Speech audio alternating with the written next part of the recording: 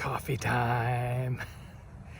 Okay, so I do have a few more notes from up ahead. Apparently in about 30 miles there's some rough crossings, and after the road walk, Murph and company had to skip the whole Oscilla, however you pronounce that section, due to other people coming back saying they were basically swimming.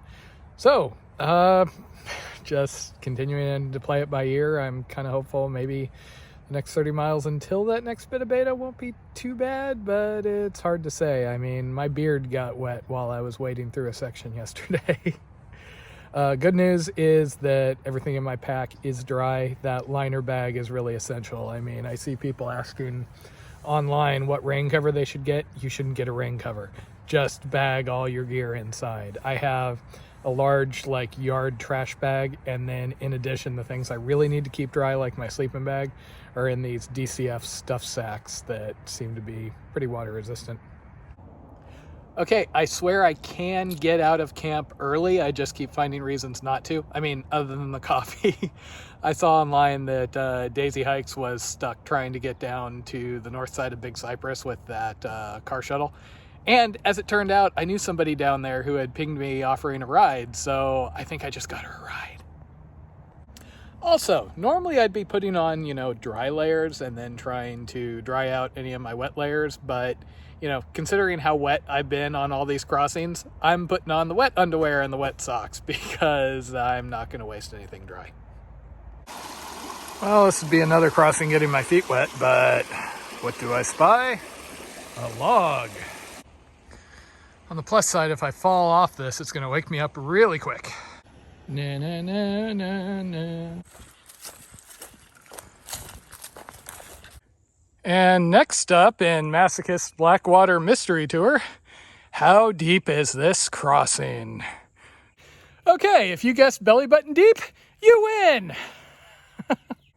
Sure, the river looks all nice when it's down there, then it gets up here in these side channels and has to make my life miserable.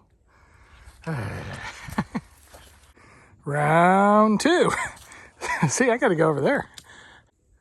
So that seemed to get a little deep on the, this side now. So I found a log. That worked. Well, that looks nice. Okay, I'm gonna say Mitchell Creek is the best creek, just because there's a bridge. Man.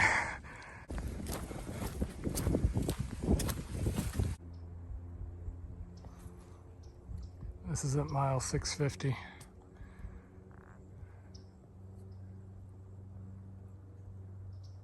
A lot of water. And that one got balls deep. Mile 652, and here we go again. You can just see there is a blaze over there that leads over there. I came over hoping I could find a easier place to wade since this looks deep. It's hard to tell. But when it's this long, there's, it just feels like it's going to get deep. I may have to hike quite a ways around here, unfortunately. This really just gets tiring. So I basically walked all the way around that. It's basically a small lake at this point. Picked up this road on the other side.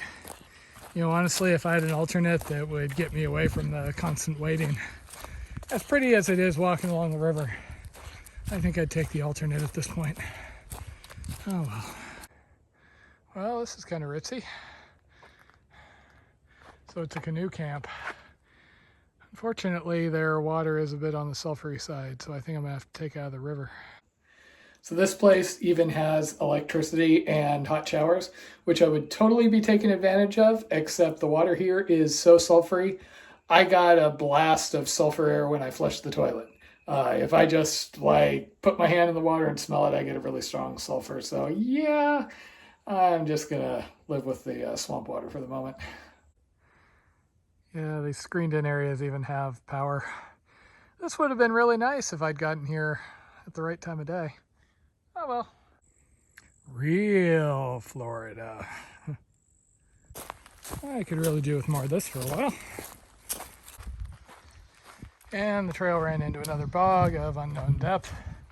So I'm on a parallel road. Well, so much for that. Looks like I'm getting wet no matter what.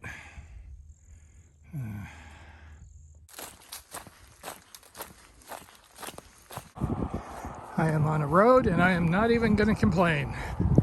Nice road walk. I like this road walk. Very efficient road walk.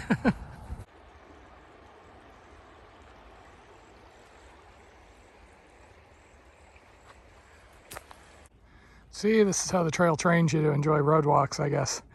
I got wet up to my shorts trying to edge around this thing. And back into a state park. So it's almost dark. I pushed it to try and get to the last campsite, marked within my range. And wouldn't you know it, first occupied campsite I've seen all day. But the guy I got to meet, Bob, he'd actually seen my videos, so that was kind of cool.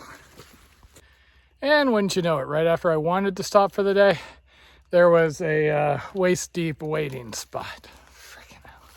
Another really chilly night last night, so I'm wearing pretty much everything I got on. I ended up passing out just as soon as I got into the tent and ate my ramen dinner. And I had to wake up in the middle of the night and basically layer up. Supposedly, this is the coldest night in this week, I think. It was about 40 degrees per the forecast, but it seems to vary a lot depending where I'm camped. I am camped down by the river, so it's probably really moist down here. River water. Okay, so the river is now up to, I think, 65.7, which is pretty clearly flood conditions. Again, the trail half the time is really high up. It's just some of those crossings. I mean, I'm dry right now, but right before I stopped, before 5 holes, I ended up having to wade up to my waist. And that was after dark, which kind of sucked. So yeah, anybody who's behind me, hopefully you are a couple of days behind me, so this can all settle down a bit. And most of this hasn't had much in the way of current. It just gets annoying if you like having anything dry on your body. I'm really not a fan of diverting off a trail if I'm doing the trail, but this is another high water alternate, and things have just been getting so rough here. It seems safer to do that. I've already been waist deep this morning, and that didn't take long at all. And then another one I had to skirt around and get, I think, into this guy's property, because that's how high the water line went up. They're not even letting you canoe this river right now. It's running so high. Fun times.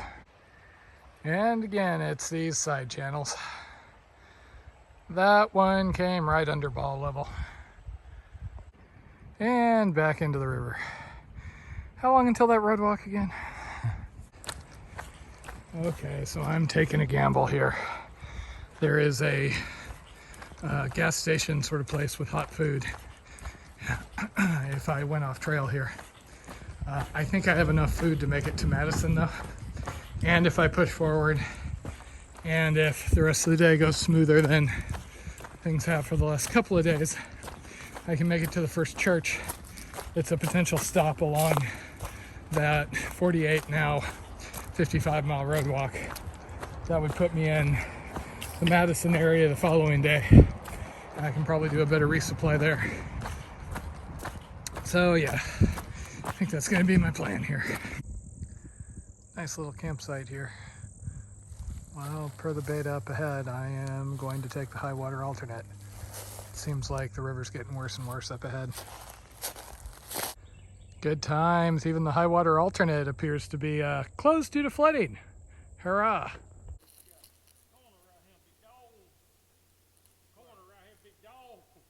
I just ran into 2 fire guys and a rhino who were nice enough to give me some water. They couldn't quite believe what I was doing as far as long distance hiking and all that. And they warned me multiple times about the river. I guess they went down a couple of the trails and it gets pretty deep right past here. So, not a bad thing that I'm on the high water alt.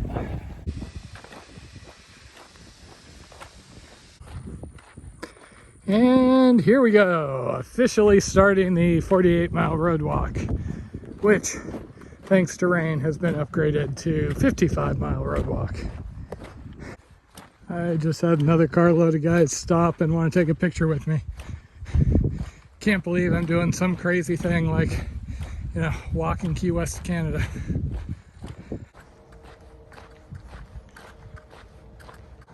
A few more miles. I've got a spot to sleep at a church tonight. It's kind of fun when I run into somebody and I say hello and they're like, "Oh my God, you're from YouTube." So that was Calfred. And I am almost to the church, which is good because I'm running out of daylight here. Okay, home sweet home for the night. Pastor Matt was nice enough. He's not home right now, but told me to just go around back and there's some place to set up. Part of me is just the smallest bit sad that I skipped hot food today, but oh well. Tomorrow, whether I continue on or I stop at Madison, should be able to get some food. Pastor Matt's spoiling me here. I have access to an indoor area and a bathroom and a coffee maker. So Pastor Matt came by and was nice enough to unlock the church, so I even have access to a bathroom and even better, clean water, which is such a relief after that Suwannee section. I did get warnings from a couple of guys as I was leaving that I guess in addition to sewage coming down that river that starts with a W, that the water gets pretty bad anytime there's flooding. Oh well, I was filtering, is what it is.